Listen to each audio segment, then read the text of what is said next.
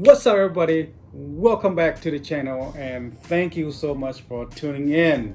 And today I am so excited to be back again, and I'm here today to answer a few questions that I have. Few people have been asking me questions about my diets, my exercise, and how do I stay motivated in 2021. So without further ado, let's get started, shall we?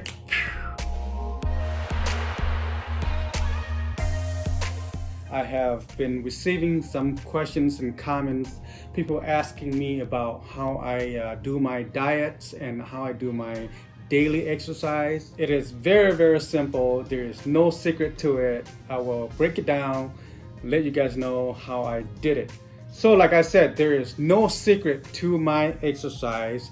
It's all in your head. It's all mental, up in your head. You gotta be positive. You gotta be motivated.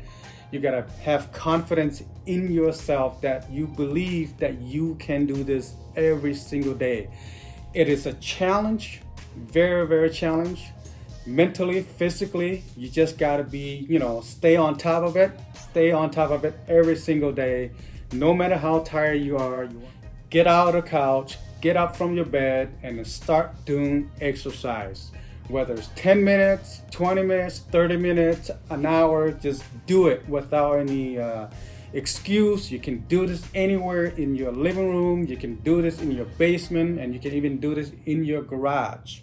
And that's how I've been doing it. I have a little space right here in my living room, so I've been utilizing this little room here to do my exercise. Not just that, my wife, she's also using this space to do exercise with me. It is nice to have a partner to do with you so that you can be a little more fun and challenging and motivated, things like that. At least you have a partner to watch to talk to, and keep you company while you're doing exercise. It is important to do it. Sometimes if I'm doing it by myself, I use music. I turn on the music, put on your headphones, kind of like, keep up with the beats. Find some good music on Apple Music or Spotify. They have plenty of music for exercise, whether it's medium pace, fast pace. Just pick up some music and then just go with the beat, So as far as my diet, it's very straightforward. There's no secret to this. It is very simple. All you have to do is basically stay away from sodas. No sweet drink, no orange juice or any type of Hawaiian juice, anything like that. No caffeine for me. Basically, no pops. In Michigan, we call it pops. That means your Mountain Dews, your Coca-Cola, your Pepsi, stay away from those. Any of those sugary drink, stay away from that. You also probably have to stay away from drinking beer and alcohol. You probably could drink a little bit of liquor, wine, things like that, but definitely try to stay away from beer because beer will give you, belly. And as far as eating your food, you do have to watch out your intake, your sugar, your carb. You definitely want to watch out for those. Definitely no cakes, no pies, no ice creams or anything like that. You need to stay away from those sugary food. You need to put that to the side. You may have a little bit once in a while, but it's not something that you want to eat every single day. You do need to pay attention and watch on your carbs. That includes rice, pasta, pizza, those things you need to kind of limit a little bit. Not that you can't eat them, you still can eat them. You just have to pay attention and watch for those and kind of limit down a little bit. Definitely drink plenty water. Drink a lot of water every single day. I drink 1 gallon of water a day. I drink a little more than that, but water will get you stay and hydrate and keep you going as you're doing your exercise. So this is how I started. I will be starting out doing warm-up. I do stretch my bodies, my arms, my legs, my back, my neck. So slowly just start stretching each side of your neck. Spend a good couple minutes stretching your neck. Then after that, just stretch your arm, just stretch your arm, few minutes doing that, stretching your arm. Then you want to stretch your back, you want to bend down and stretch your back. Give it a good minute stretching your back. You do want to stretch your side, on your side here, you do want to stretch on that, spend a minute doing that. And then moving on to stretching your leg. You do want to spend 2 minutes stretching on each leg. So you want to give plenty times to stretch your legs so that way you don't get cramps as you're doing exercise. So overall, as far as stretching, I would say give yourself maybe 5-6 minutes stretching your body, making sure that you are nice and loose so that way you don't get cramps and hurt your muscle while you're doing exercise. Then the next thing that I move on doing is my stand-up crunches. I do want to do 3 minutes of my stand-up crunches. That is very important for me. I really like keeping that up. It's, helping me to start up my breathing a little more heavier. And then next thing I move up is my jumping jacks. I do 50 jumping jacks and then rest a little bit and then do another 50 jumping jacks. Then I take maybe a couple minutes just to cool myself down after the jumping jacks. I probably want to do my planks. Start out with 30-second planks and then give yourself a little rest and then do another 30-second planks. Then I'm moving right back onto my jumping jacks. I do 100 jumping jacks without taking a rest. And that will be hustle, that will be tired, but I want to do it because it is very good exercise to do. Then I will take a couple minutes rest on that and I'll move right back into do 1 whole minute of my planks. It is very important to do. Planks is very important for you. It's, giving you a full workout on your body as far as your abs, your thigh, and also a little bit of your chest as well. It's, depending how much you do. Plank is one of those things that will tire you out quickly. You don't want to do too much. You just want to do enough, such as 1 minute or 2 minutes a day. But please do that every day. You get great benefits for doing planks. So don't forget that, okay? I'm pretty bad at doing it, but I'm trying to keep up myself to do that. What I also realized that planks will kind of like replace your sit-ups. I have a bad back. Sit-up will kind of hurt my back. I want to limit that a little bit. You can do sit-ups, but since I'm hurting my back, I'd rather just replace it with planks. The next thing that I move on is doing my push-ups. You can do different sets, it's up to you, but you can start out something like 10 push-ups per set. You want to move up as time goes by. Right now I'm doing 20 push-ups and I do 3 sets of 20 push-ups.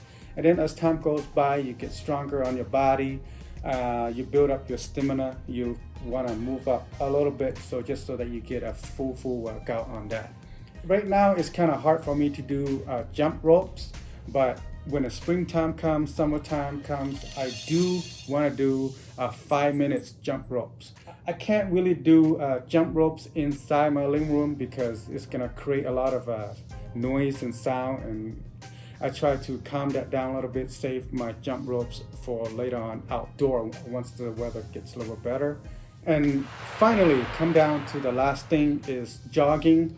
When I'm getting ready to go out jogging, I drink at least 1 cup of water and make sure that you go to the bathroom before you go out jogging because you're going to be away from home for 30, 40, 50 minutes.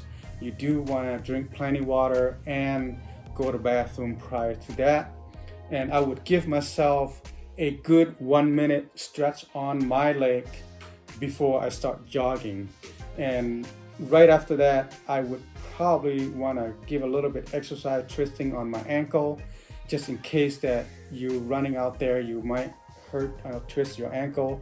Warm up your ankles, twist both sides for a good 30 seconds, so that way your ankle's nice and warm before you head out jogging. And as far as jogging, I like to have my headphones on, turn on like a high-paced beats music so that keep you motivated. And then I also have Apple Watch here to keep track of my pace and my speed and my distance, how many steps, things like that. So find yourself a good watch to do that. Fitbit would be a good one, and if you want one of those Samsung watch, that's also good, but I happen to have Apple Watch. It is working out great for me. I use the Nike apps to keep track of my running time. So when I start out jogging, I start out slow pace. The first half a mile, I would definitely take right around 6 minutes to do it. I wouldn't go too fast. And then the last half of the miles, I speed up a little bit just so that I stay within that 10 minutes for the first miles. And then on my second miles, I start to picking up my pace, going a little faster. I will do that in right around 9 minutes on my second miles. And then on the third miles, I will pick up the pace much faster.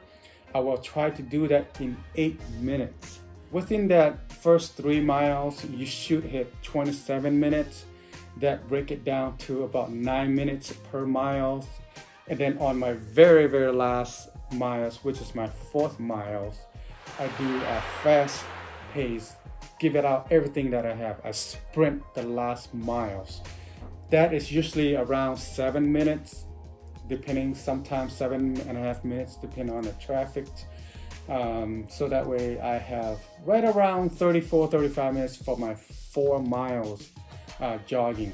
It is quite fast paced for most people, but I've been doing it for so long now. I've been doing it for about 8 months now.